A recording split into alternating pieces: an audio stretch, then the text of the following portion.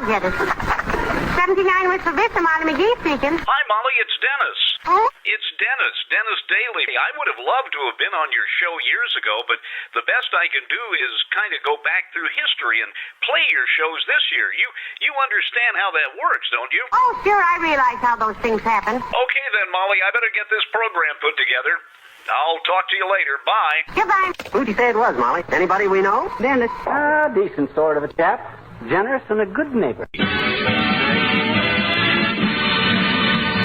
It was one of the longest-running and best-loved shows in the history of radio.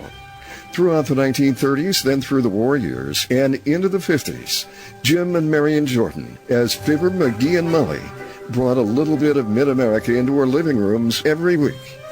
Their radio home at 79 Wistful Vista was visited by an array of zany characters and lovable guests. Their jokes and running gags, including Fibber's famous overpacked hall closet.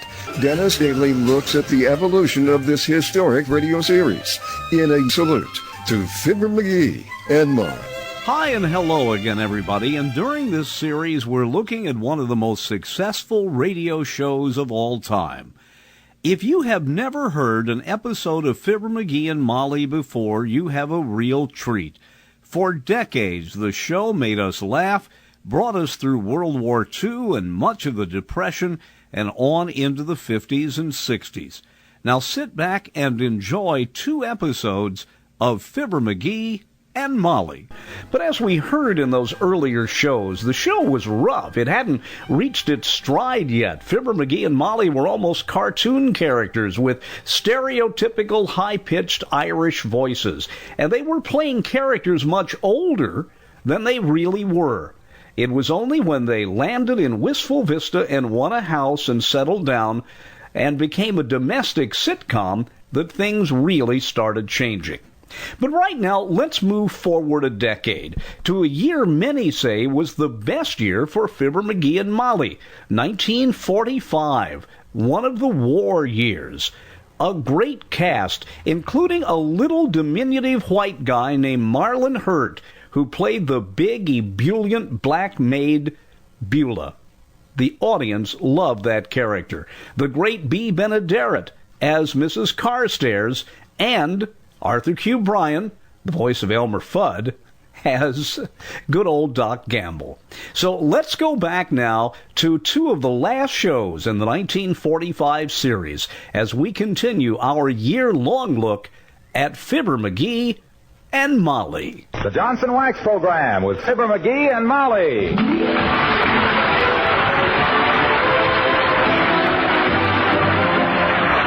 Makers of Johnson Wax products for home and industry present Fibber McGee and Molly, written by Don Quinn and Phil Leslie, with music by the King's Men and Billy Mills Orchestra.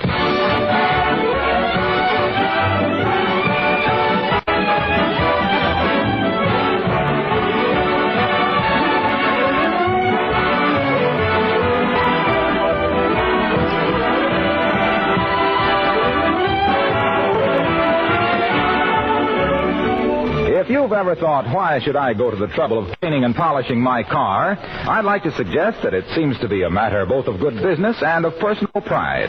It's good business to protect the paint job from injury by removing destructive road grime and dirt, thus increasing the trade-in value of your car. And on that subject of personal pride, the impression your car makes on your friends and associates, the impression it makes on yourself, can be very important. So give your car an occasional beauty treatment with Johnson's Car New, the popular auto polish that both cleans and polishes with one application. Car New is so easy to use, you'll gladly do the job yourself. It's a liquid, dries on application to a white powder. Wipe off this powder, and there's that beautiful finish you'd almost forgotten. Car New is unchanged. Your dealer has it. Ask for Johnson's Car New, spelled C-A-R New.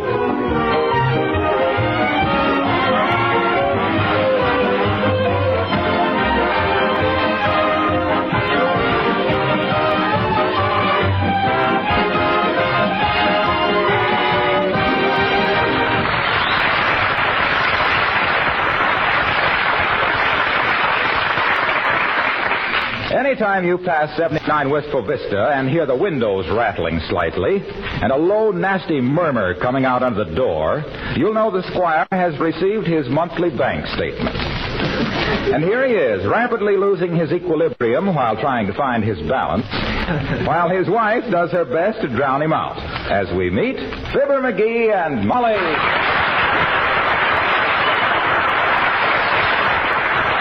Dirty, double-crossing, pocket-picking book jugglers. You know what that Fourth Nash Bank done to me this month, Molly? I can't imagine, dearie. They figured my balance exactly the same as I figured it. Now I don't know where I am. I got nothing to go on. I have a notion of... Hey, can't you do that a little quieter, Molly? I'm sorry, dearie. I'm trying very hard to concentrate on this statement, and that noise is very distracting. Very. Well, if your figures agree with the banks, what is there to concentrate on? Aha, that's just the point. Anytime they agree with me, they gotta be wrong. They know darn well that Hey, what are you doing with my wood-burning outfit? Is that what this is? Why, certainly that's what this is. Don't you remember that spool rack I made for you with all the design I burned onto it with that? You said that was the prettiest spool rack with that particular design onto it you ever saw. Oh, yes, of course. Mm-hmm. Well, as long as I was cleaning out the hall closet, I merely thought I'd put things away. Now, be very careful with stuff like my wood-burning outfit. One of these days that fat will come back and... You're what? I'm cleaning out the hall closet. Ooh. Mrs. Carstairs is coming for tea this afternoon, and I don't want her to wind up under an avalanche of moose heads, mandolins, and fish poles. Hey, now, wait a minute, kiddo. If anybody's going to clean out that closet, it'll be me. I got a lot of valuable stuff in there. By the way, what'd you do with my stamp collection? Heavenly days, did you have a stamp collection in there? Did I have a stamp collection in there, she said. She said that.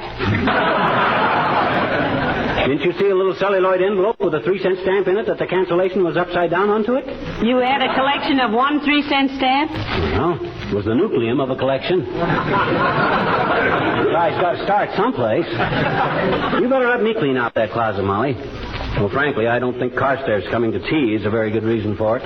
Do you want her to think you married a bad housekeeper?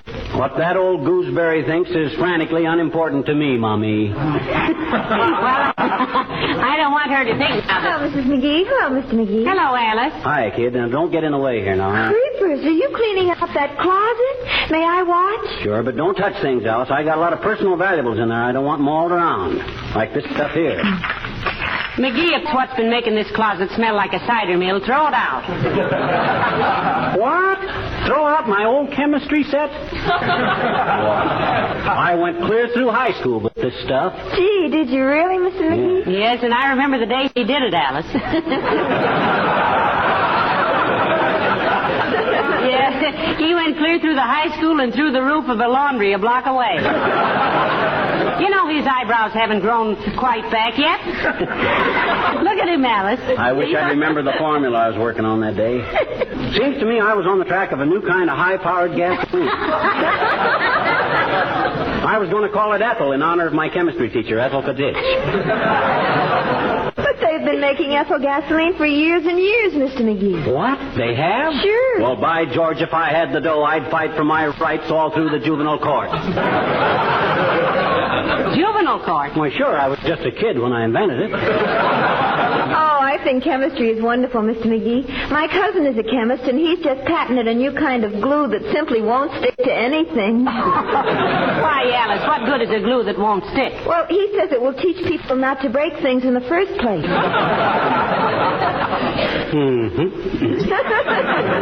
Well, it's simple stuff like that makes fortunes for some people. I stumbled onto a freezing compound one day that kept a bottle of water cold for 2 days. What'd you call it, dearie? Ice.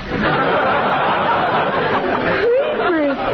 I've been using it for years, and I never knew who thought it up. Yeah, and you know he never got a nickel from Sonia Henny for it either? Well, I got an idea I'm going to work on one of these days that'll put us all on Easy Street. And I'm not going to breathe it to a soul, except a few close friends.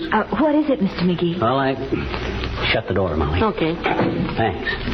After what happened with that ethyl gasoline deal, I'm kind of suspicious. You know what they feed silkworms on to make them make silk? Certainly. Mulberry leaves. Ever think what might happen if you fed them on leaves from a rubber plant? Jeepers, girls! Exactly. Now, not a word of this to anybody, see? The nylon people would shoot me down like a dog if it ever got out. But that's for the future. Right now, I got to straighten out this closet. One I think when you get that hall closet cleaned out, dearie, the house will look very nice. It's a lot of wasted effort just to make an impression on old Mrs. Carstairs. That old man-trap is so nearsighted that last week in the grocery she paid 2 bits for her left hand, thinking it was a bunch of bananas. Ah, you're exaggerating. Yeah, I was exaggerating. She only paid 23 cents. No, you'd like Mrs. Carstairs if you'd stop antagonizing her. Me? Stop antagonizing her? You got the slipcover on the wrong love seat, Snooky. She antagonizes me. Why, she looks at me like I was something unpleasant she just found in her club sandwich. Well, my goodness, I don't think she's so. Come in. Oh, it's Dr. Gamble. Yeah, I recognize him. Hello, Doctor. Hello, Molly. Hello there, Rumpelstiltskin. Rumple what skin? Rumpelstiltskin. A legendary character, like you. Oh, thanks. Excuse the looks of the place, Doctor. McGee is cleaning out the hall closet. Voluntarily, or did you get a court order? As the trout says when he snapped at the fly, I'm doing this on my own hook.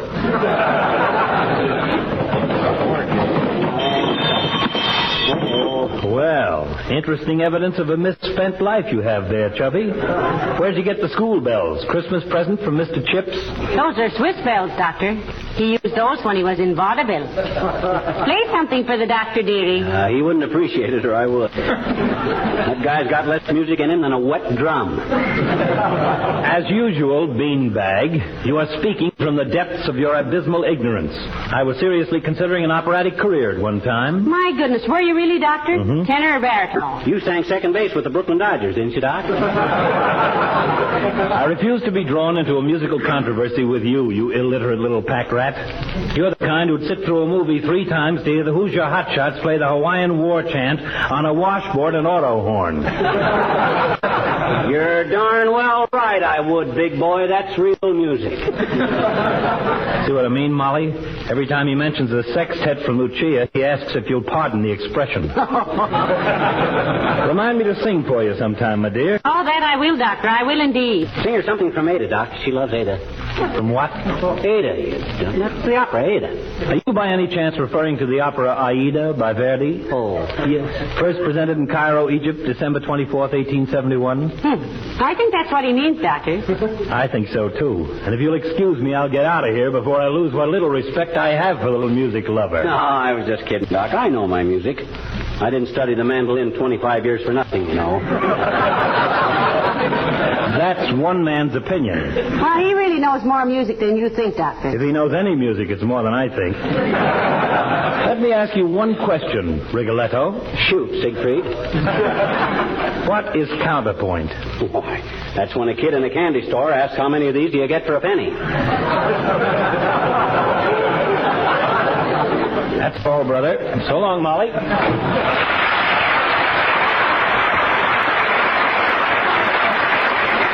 Oh, for goodness sakes, McGee, I don't know why you have to tease people like that.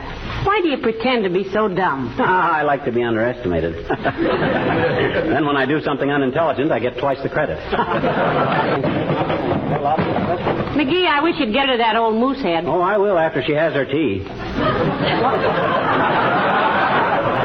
Wouldn't be polite to give her the bum's rush the minute she gets here, you know. I was not referring to Mrs. Carstairs. I meant that one in the closet there. Oh, that.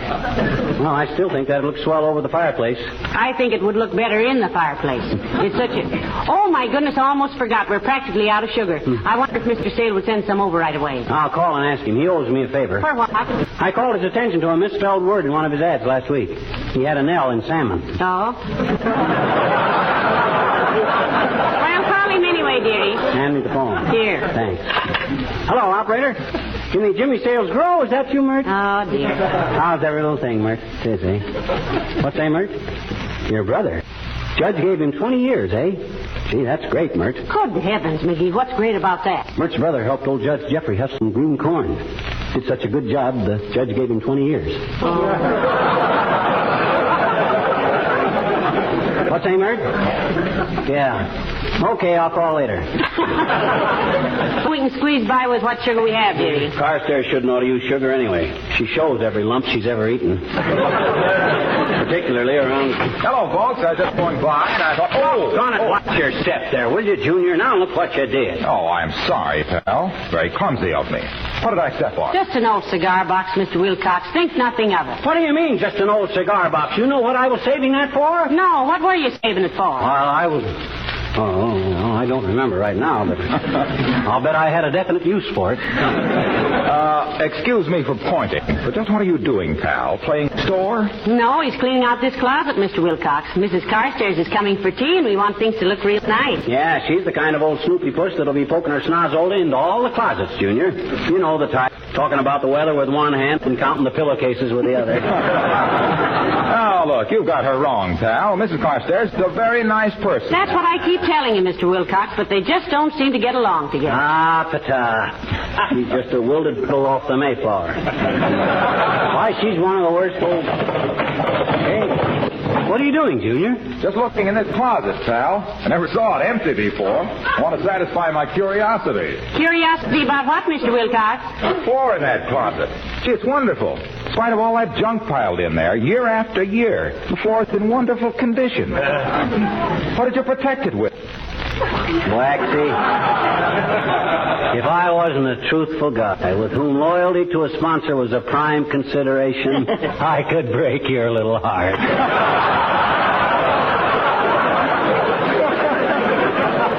But we have to tell the truth, Mr. Wilcox. Johnson's wax it is. I knew it.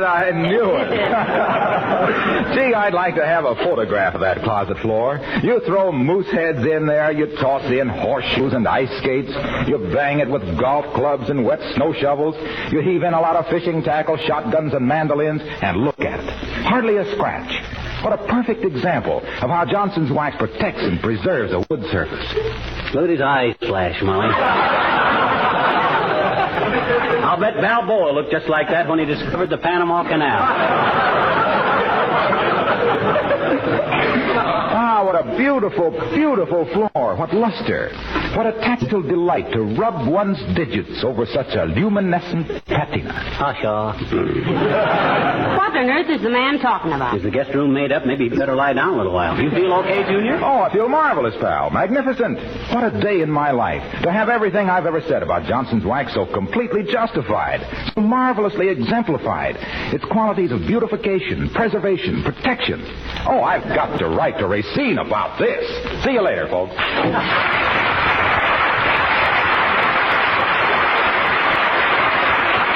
There goes the greatest ham actor since the Three Little Pigs. I thought he sounded very sincere. Those gestures that pulled my cork, those rolling eyes, clenched hand on the forehead, like William S. Hart bidding farewell to his favorite horse. Well, never mind him, McGee. Mrs. Carstairs will be here very shortly. Better get the stuff put away. Okay, I'll have it out of the way in 2 jerks. Now let me see. Oh, gee, look what I found. My old camp stove. I'd like to have $5 for every pound of bacon I've ruined on that thing. Speaking of stoves, dearie, I better see how Beulah's coming with the refreshments. Oh, Beulah! Somebody ball for Beulah?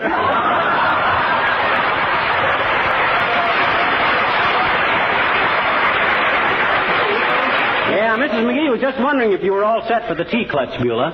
Yes, everything is 6-2 and even, sir. Best china laid out, cake all frosted, silverware polished, and a napkin starched like Mr. Hoover's collar. Well, we want to kind of spread it on for Mrs. Carstairs, Beulah.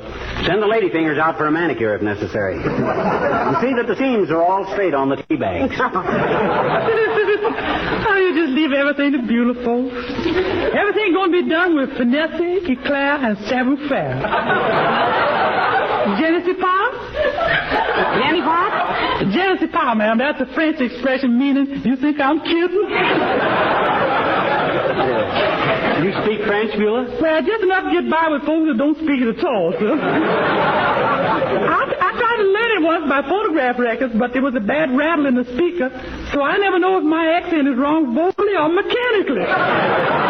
Mr. McGee tried to learn Spanish that way once, Beulah. You having luck with it, sir? Nope, I took 5 lessons, then tried to order dinner in a Spanish restaurant. The hat check girl slapped me, the waiter gave me an apron, and the cashier handed over all her dough and called the cops.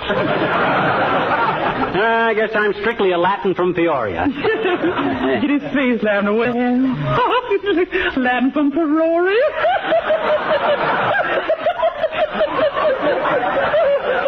I love that man.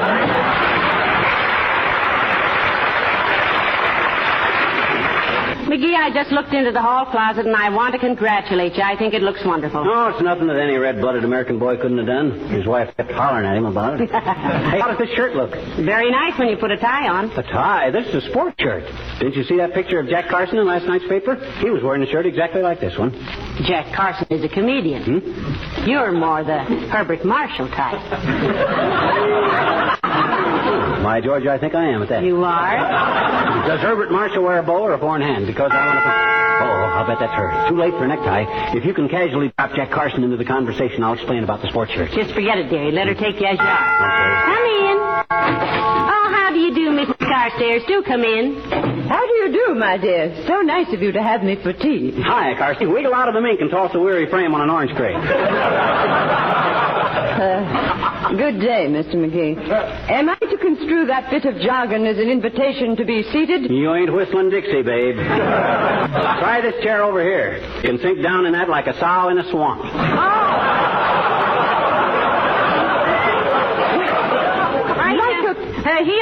Let me take your coat, Mrs. Carstairs. I'll hang it right here in the hall closet. Hey, look out. Don't open that. That's so... Oh, yeah, I forgot. That's okay. My gosh, I'm not used to this yet. Go ahead, open it. He's joking, Mrs. Carstairs. He's always kidding me about this hall closet being too full of everything. I'm sure it looks very neat, my dear. You are evidently an excellent housekeeper. Oh, I sometimes think I'm almost too fussy. I sometimes think so, too, myself. Oh, it was so nice of you to come over, Mrs. Carstairs. I have been looking forward to it, my dear. I think afternoon tea is such a pleasant custom. The English do those things so well, you know. Yeah, but I bet it gets monotonous day after day, Carsty. 3 or 4 weeks of it, and I'd run out of small talk. Oh, I rather doubt, Mr. McGee. The longer I know you, the smaller your talk seems to get. You're not saying that just because you admire it, Carsty. I rather doubt that my statement was motivated by any such consideration, Mr. McGee. Well, you're not a bad kid yourself. Have a cigarette? Thank you. I don't smoke. Neither do I, Mrs. Carstairs. Well, that needn't stop you kids from picking up a few packages for the old man now and then. Are you quite sure we're not keeping you from some important masculine affairs, Mr. McGee? No, I got nothing particular to do, Carsty. This is such a charming little living room of yours, Mrs. McGee. And may I say that is an extremely handsome piano you have. Well, thank you. I think very highly of that piano. Yeah, I gave her that piano for Christmas 8 years ago, Carsty. I just happened to be walking through the Bontown department store, thinking about nothing in particular. Naturally. And I seen this piano, and I says to myself, there's the piano. Excuse me a minute, Carstairs. Come in. Hello, Mrs. McGee. Hi, Mr. McGee. Hi, Jimmy, my boy. Here's your check. It's all made out. $2.40. Oh, thanks a lot. The receipt. How are the wife and family, Jimmy? Just swell, thanks. My little girl was 8 years old yesterday. Gee whiz, the time sure flies, don't it, kid? Yeah. You know, she was born just a few months after you bought that piano. Yes. She must have been if she's 8 years old now. You're going to have that thing paid for before you know it. Thanks a lot, folks. See you next week. Now then, what were we talking about, Mrs. Carstairs? You were saying that Mr. McGee gave you this piano as a Christmas gift 8 years ago. Yeah. It was so thoughtful of him to make it a weekly remembrance. My dear, I would like to see the rest of your house. Why, sure, Carsty. Come right along. It may not be a palace, but it's home. Yes, do come and see it, Mrs. Carstairs. Thank you. This is the dining room in here. Yeah, you can tell that by the table. This table seats 12 people when we put the extra leaves in, Carsey. The only thing is we haven't got any extra leaves. I use them to make some shelves in the garage. Yeah. Interesting. Personally, I think large parties are such a bore. Oh, you're self-conscious, Carsey. And right through here's the kitchen, Mrs. Carstairs. Something you wanted, ma'am? No thanks, Beulah. Just giving Carsey the 40-cent tour. Good afternoon, Beulah. Oh, good afternoon, Carstairs. You can take the tea things in any time, Beulah. Coming right up, ma'am. What a cozy little kitchen, Mrs. McGee. So convenient. Oh, it's a pip for a small family like us, Carsey. You can build yourself a 5-decker salami sandwich and open a bottle of beer in here without walking 5 acres. Really? And that, I suppose, is the service porch through that door, Mrs. McGee. This door? No, this is just the back stairs, Mrs. Carstairs. You see... Hey, don't open that. That's where I put all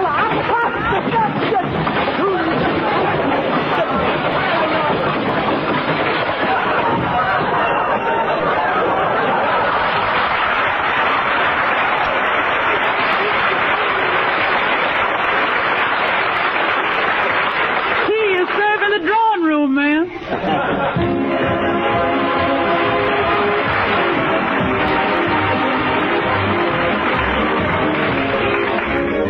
How long did Carstairs stay after I left, Molly? Oh, about 3 cups and 6 crumpets.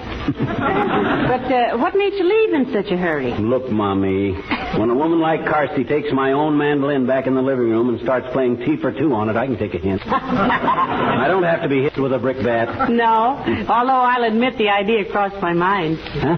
Oh, good night. Good night, all.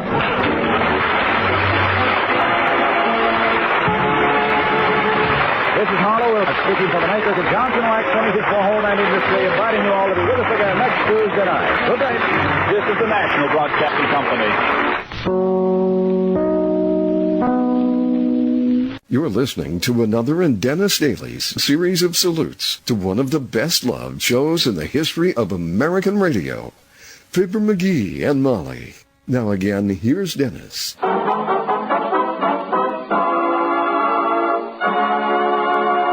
If you were with us at the beginning of this hour, you know we have moved ahead in time. In previous weeks, we've looked at Fibber McGee and Molly from the birth year of the program, 35, as it matured in 36 and 37.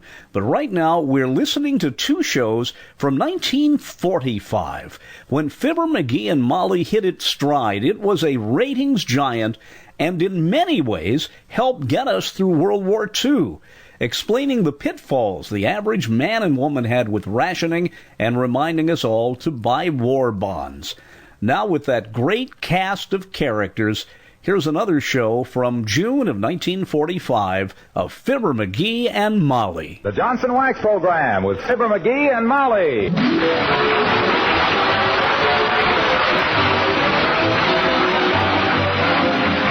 The makers of Johnson Wax products for home and industry present Fibber McGee and Molly, written by Don Quinn and Phil Leslie, with music by the King's Men and Billy Mills Orchestra.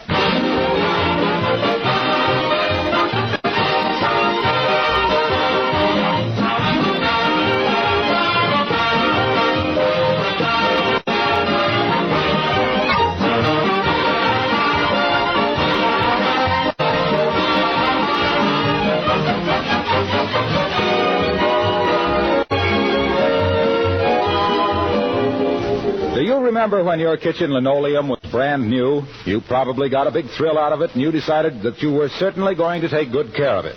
Well, have you? Does it still look almost new? It would if you'd begun right away to protect it with Johnson's Self-Polishing Glow Coat. Because when you apply Glow Coat to linoleum, you're putting down a tough shield that protects the finish against wear and dirt and moisture. The thin, invisible film of Glow Coat itself takes the wear, and the surface underneath is safe. That's why the regular use of Glow Coat makes linoleum last much longer, besides keeping it sparkling and beautiful. Glow Coat is easy to use because it needs no rubbing or buffing. You simply apply and let dry. Conservation begins at home. In fact, it begins in your own kitchen, the very first time you use Johnson's Self-Polishing Glow Coat.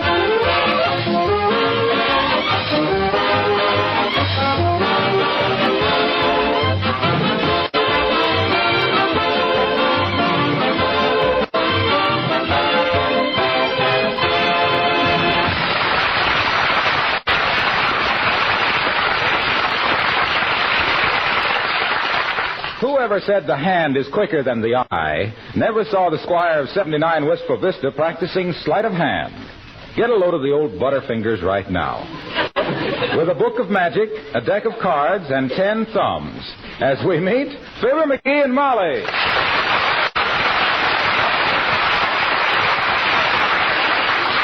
Do that last trick again, McGee. That was very good. What'd I do? Made a card jump out of the deck into the cup of your pants. Oh, so that's where that other card went. My gosh, I've been looking all over for it. Try this one. Here, take a card. Any card. All right. I'll take this one. It's the 10 of diamonds. Well, heavenly days, that's wonderful, dearie. Just a simple feat, my dear. The answer is quite amusing when you read it. Whoop. Oh, here. I'll help you pick them up. They're all over. Say, I know how you did that trick. Huh? They're all the 10 of diamonds. You'd have never knew if I hadn't dropped them. I like the trick better, though, where you made the glass of water disappear. You know, when the rubber band pulls it up your sleeve. Hey, how'd you know it went up my sleeve? I saw it go. Besides, your sleeve leaked for 15 minutes afterwards. Well, I need a little more practice on that one. What on earth is this all about, McGee? I'm doing a magic act at the Elk Smoker tonight. Why, you never did any magic before. Isn't the time a little short to learn a magic routine? No, not for anybody with my natural dexterity. And after my years in vaudeville, I got a great line of fatter to cover up any mistakes I make. Well, I think it was mean of the entertainment committee to ask you to do this with so little time to prepare, though. Oh, they didn't ask me. I volunteered. In fact, they begged me not to do it. They says it takes years for anybody to get to be a good magician. And I says, yes, for the average ham-handed oaf, I says, but not for me, I says. Give me half a day to practice, I says, and I'll make your eyes bug out so far it'll take a truant officer to round up your pupils. What did they say if it's fit for a lady's ears? Well, sir, I showed them one simple little feat of legerdemain that stopped them right in their tracks. Really? Took a $50, see? Made a pass over, and whammo, no $50. Had them completely baffled. Where did it go? I'm darned if I know. I've been looking for it ever since I got home. But it takes a pretty smooth magician to fool even himself, you'll admit that. What tricks are you going to do tonight, dearie? Well, the way I got my routine laid out is like this here. First, I do a few simple stuff with coins. Yes? Then I'll do some rope tricks. Cut a rope in 5 places and restore it. For goodness sakes, can you really do that? Well, Natch. It's right here in the book. I just read it over once and I can do it like a mice. Here, I'll take this piece of rope, you see? Absolutely undamaged. Examine it, please. I find it completely undamaged, Professor. Exactly. Now then... Hello, Mr. McGee. Hello, Mrs. McGee. Hello, Alice. Have a chair while the mighty Mystic McGee mystifies, amazes, and instructs.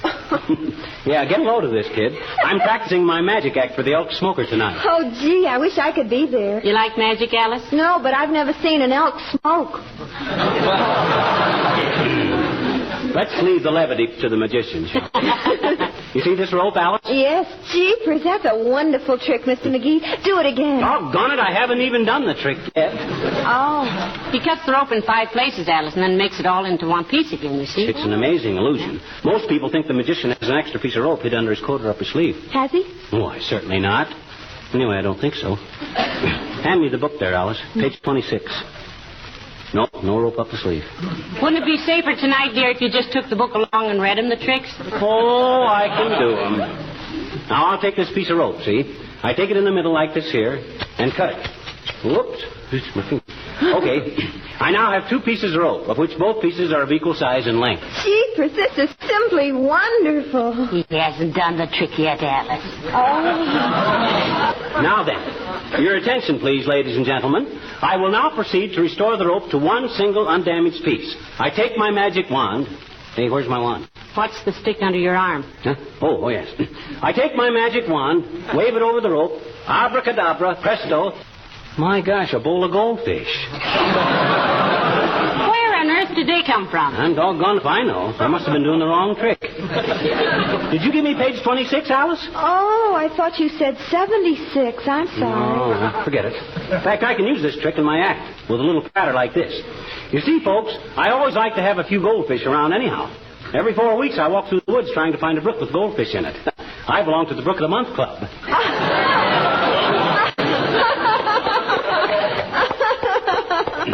Thank you. Now for my famous illusion, sawing a woman in half. Would one of you ladies kindly step up on the... Not me, McGee. I've got to go make the bed. Oh, I've got to go to work. Goodbye now. Cowards. Okay.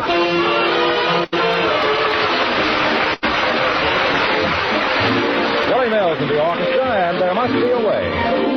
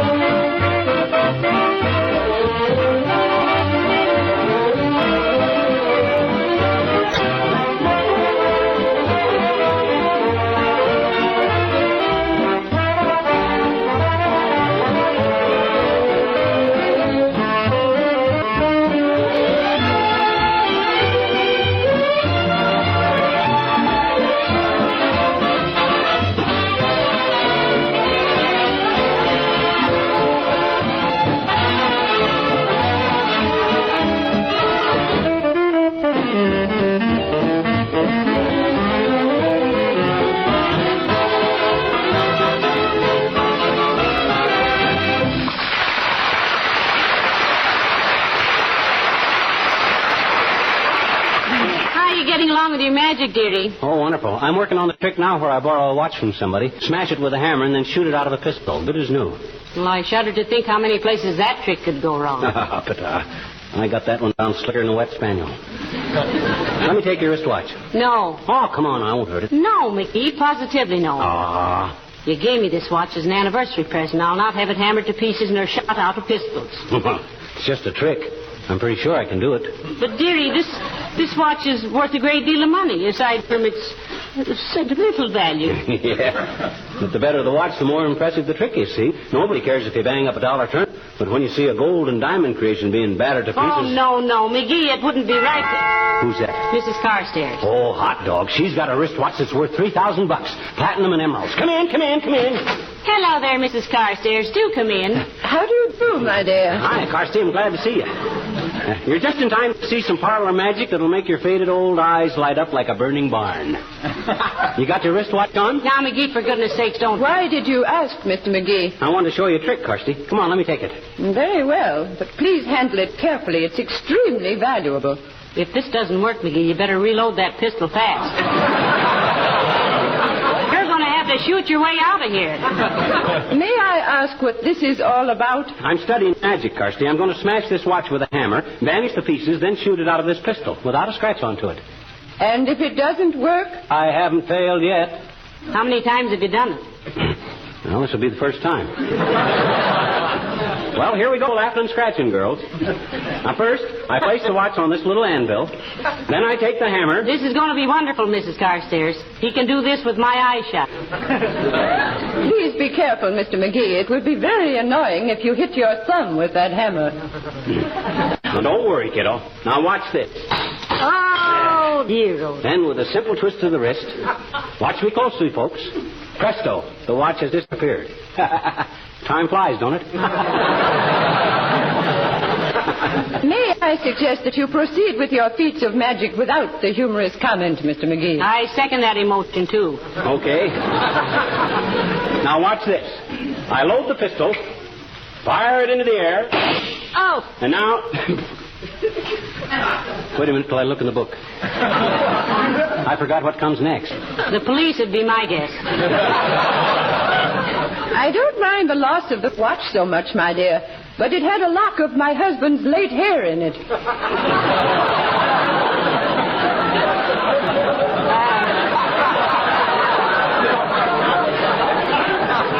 Mrs. Carstairs, Carstairs, you mean your late husband's hair, don't you? No, he's still here, but his hair is gone.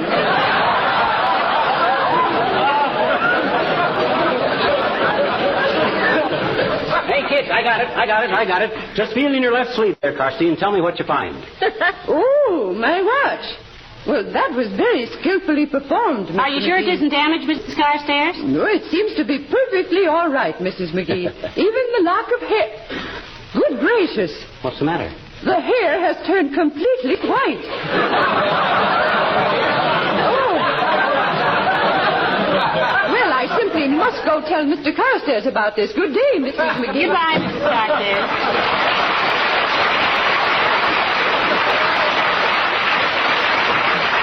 My goodness, you certainly had me nervous there for a minute, McGee. That handful of platinum and emeralds is no dime store trinket, you know. Ah, it is to old man Carstairs.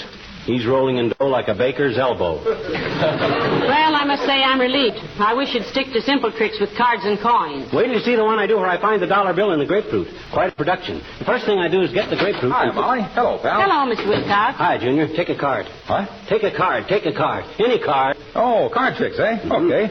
Well, I picked a card, pal. Now what? What card was it? 5 of spades. Correct. Now watch me do a trick where I take the... Hey, wait a minute. Watch me do a trick. You got an egg? I have some in the kitchen, Mr. Wilcox. Shall I get one? Well, I'd need more than one. Let's all go out in the kitchen. Something tells me I'm going to regret this, but come on. I'll get you an egg out of the refrigerator, Mr. Wilcox. What are you practicing this magic for, pal? I'm doing a magic act at the Elk Smoker tonight. Founder's Day dinner. Honor Mort Toops.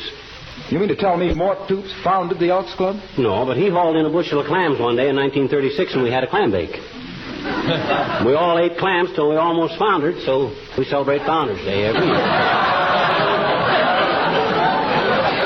Now, here's the egg, Mr. Wilcox. Thanks. Who's got a quarter? Here. Okay. Now then, I take the egg in my left hand, and with a slight movement of... Oh, dear, then that was my last egg, too. You're about as graceful as a moose on snowshoes, Junior. Gee, I'm sorry, Molly. Give me a damp cloth and I'll wipe it right up. Here, may I use this cloth? Sure, go ahead. Well, I'm surprised to see you can really kneel down like that, Junior. You got such a crease in them pants, I thought they were made of aluminum tweed. Ah, there we are. Now, let's see the trick, Junior. Oh, come on back in the living room. Well, go ahead, Mr. Wilcox. Hey? Go ahead. You're going to show us some magic. I did. You did? Why, sure. Wasn't it magical the way that egg came off that Johnson glow-coated linoleum? That's just an example of how easily spots, stains, and smudges are removed when you use Johnson's self-polishing glow coat on your linoleum. Isn't my kitchen magic as good as your parlor magic? You mean you wasted our last egg just for that? Yes. But you'll admit I showed considerable restraint. I didn't say a word about how glow coat protects and preserves the beauty and color of linoleum, or how it makes it wear 6 to 10 times longer, or how it shines as it dries in 20 minutes or less, and how... Yeah, but what was the quarter for? What quarter, Molly? The quarter you borrowed from me. Oh, that. That had nothing to do with the trick. I have to take a bus downtown, and I had nothing smaller than a $5 bill. Mm-hmm. I'll pay you back next week, pal. Thanks a lot. So long, Molly.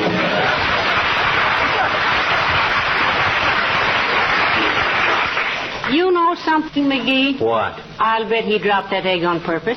No. You think he did? He wouldn't do a thing like that. Now, let me see. I got these. What on earth are those chains for? That's part of my act. I padlock myself into them and escape. Later on, I'm going to develop the act so I can be chained up, handcuffed, nailed into a packing box, and dropped into the river. What? But that's for the future. Just now, I got to practice the basic out of gentleman out in the... I know one thing I'd like to see you get out of. What's that? Doing that magic act tonight. Huh? You're going to lay an egg that'll be the envy of every ostrich in Australia. Oh, yeah? Well, by George, you just... Come in. Oh, hello, Dr. Gamble. Hello, Molly. Afternoon, prune face. Hi, fever chart. Coming to the Elk Smoker tonight? I am indeed, if conditions permit. You know, I was putting on a magic act down there tonight, didn't you? Yes, Mandrake. I heard how you bowled your way onto the bill, and as an amateur magician myself, I'd like to know what tricks you're going to present. The miser's dream, guillotine, the disappearing bird cage, the levitation of Princess Mahula. Heavenly days, I never heard of any of those. Me either, Doc. Naturally, they are the classics of illusion. Mahula? Yeah. And I wouldn't expect a tent show Thurston like you to know anything more involved than pulling a bunch of paper flowers out from under your vest. Mm-hmm. You using those chains for an escape trick? Yep. Better be sure whoever puts him on knows what he's doing. That's a very good thought, Doctor. Mhm. I'd hate to go through the rest of my married life with a non-skid husband. Panucci, I've studied this trick and I know what I'm doing. There's nobody in the world that could tie me up in these chains so I couldn't escape in 2 minutes. Would you care to risk a small wager on that dreamboat? You're doggone right I would, wise guy. Put your money where your mouth is. And make it easy on yourself. $2. 2 bits it is. No. $2. Okay, $2. Just a minute, McGee. Hadn't you better be sure? Sure, I'm sure, all right. This guy's got more bluff than the Hudson River.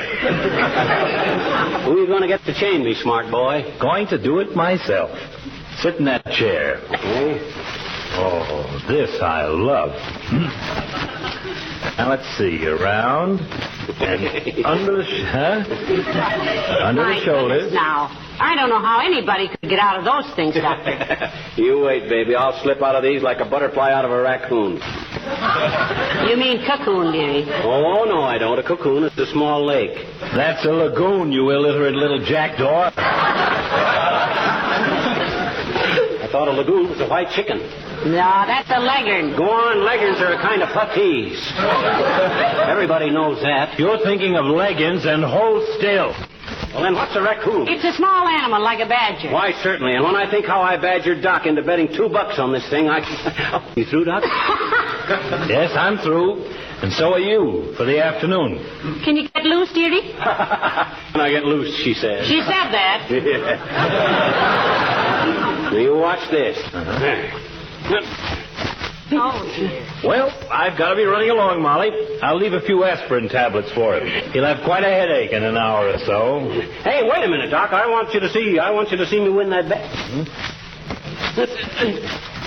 Well, just call me up when you get free, Merlin. I'll be at my office till 7:30. Good day, Molly. Goodbye, Doctor. Now, listen, he isn't in any danger, is he? Only of losing $2, my dear. Goodbye now.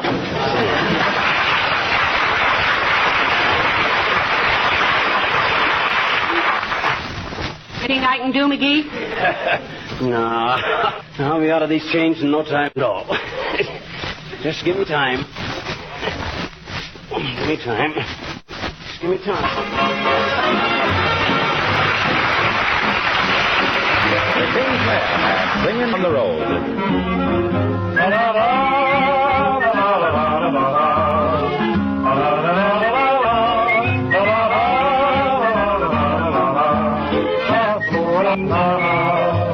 There's nothing like the morning feeling fresh as the dew when you're going where the staters to behold.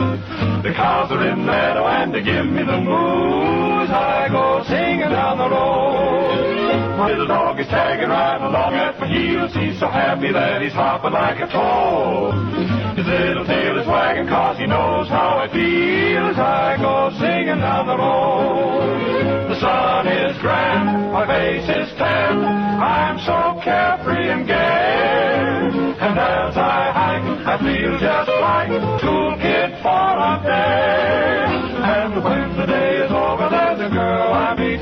You see, but that's another episode. My heart and I are stacking up, my dreams kind of neat as I go singing down the road. La la la la la la la la.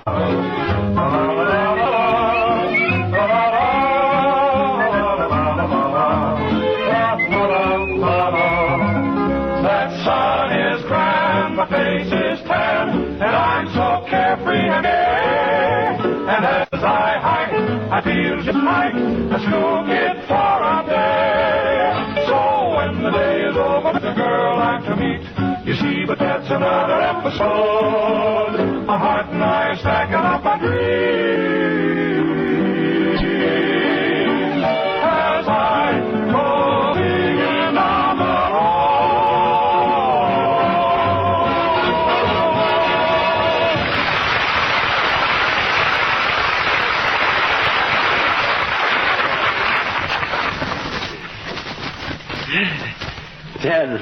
Dead rat.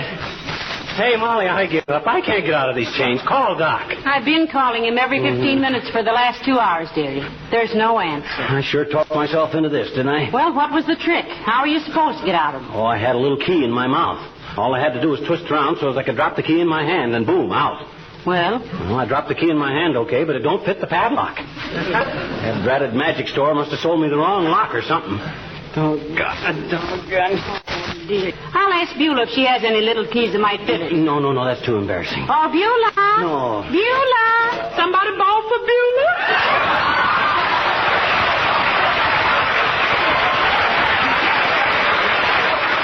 You know, after I had some lower money, well, for goodness sakes, who do that to Mr. McGee? Dr. Gamble did, Beulah. Dr. Gamble did it, but Dr. Gamble did this? He steal anything? How'd you get loose, ma'am? I never figured him for a man who would do a thing. Oh. I told him to do it, Beulah. Yeah, so you told him to? Yes, Beulah. You see, it was a trick. That's a dirty one, if you ask me. This is part of my act. Oh, if you study magic, I never see anybody so wrapped up in this studies. Ain't them chains awful heavy? Why don't you take them off? Well, he can't get them off, Beulah. Ever? Look, Beulah, can you find me a little someplace around that'll fit this padlock? Try one of those keys to the padlock on his golf bag, Beulah. Hey, loan down to Mr. Toops, ma'am. Oh, my gosh. Find something. Do something. These dead-ratted things must weigh 90 pounds. I think maybe we better... I'll get it, ma'am. McGee rests down. Who? Mr. McGee? Well, Rob, I'm sorry. He's tied up right now. Yes, sir. Who called him, please? Post National Bank?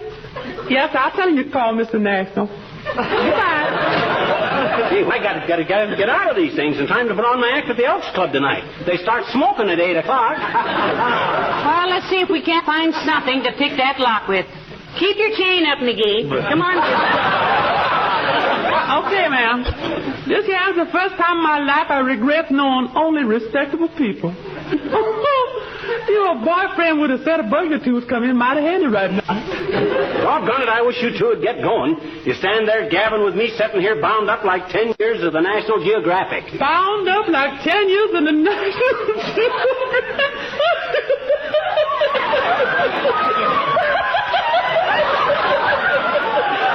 I love that man.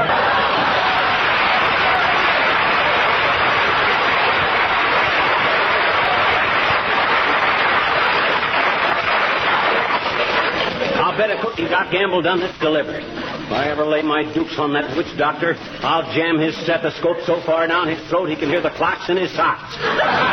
Double-crossed and underhanded. Come in and bring a hacksaw. Hi, mister. Oh, my gosh. Here I sit hoping for a Pinkerton Dick or a Northwest Mounted Cop or the Man Called X, and what do I get? You. Oh, boy, are you ever tied up.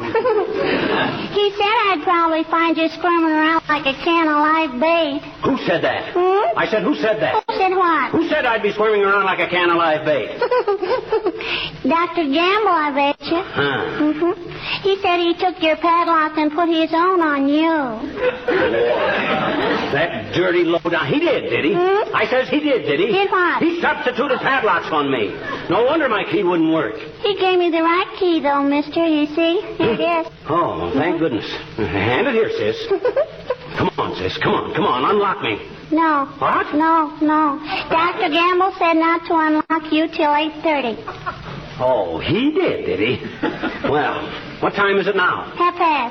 1:30 what? I don't know. There's only one hand on my Mickey Mouse witch watch.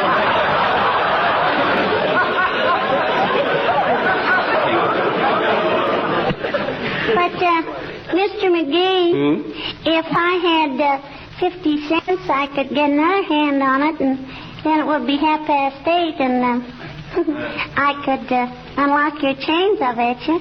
Oh, a bribe, eh? All right, I'll do it. But I can't give you 50 cents till you unloose me. Okay. There. Thanks, sis. And here's your 50 cents. Now, hand me that phone. Give me the phone. Hello. Operator, give me the Elks Club on, huh? No, Mert. I got no time for that now. Give me the Elks. Hello, Elks Club. This is FIBBER McGEE speaking. I just wanted to tell you I'll be a little late, but... Huh? What? Doc Gamble has taken over the magic act. What? He's on now? Why, that snake in the grass. That lowlife. I'll come down there and tear him.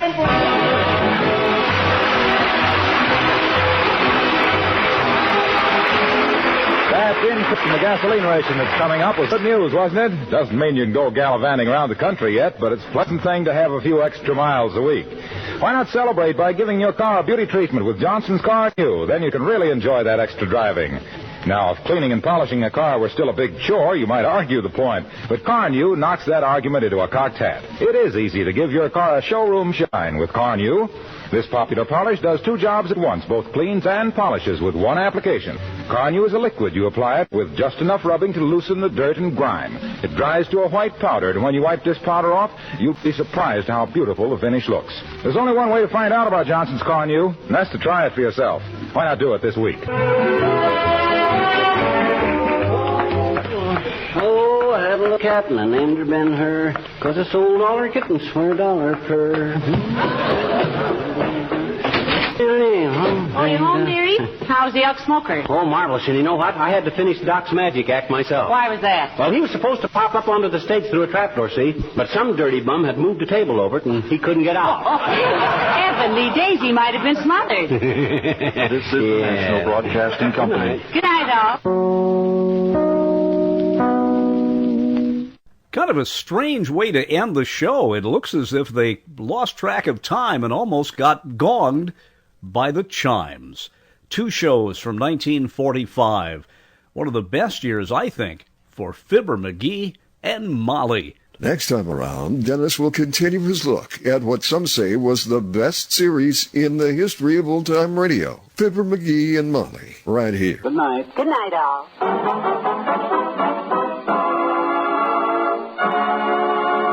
Morrison Bridge speaking.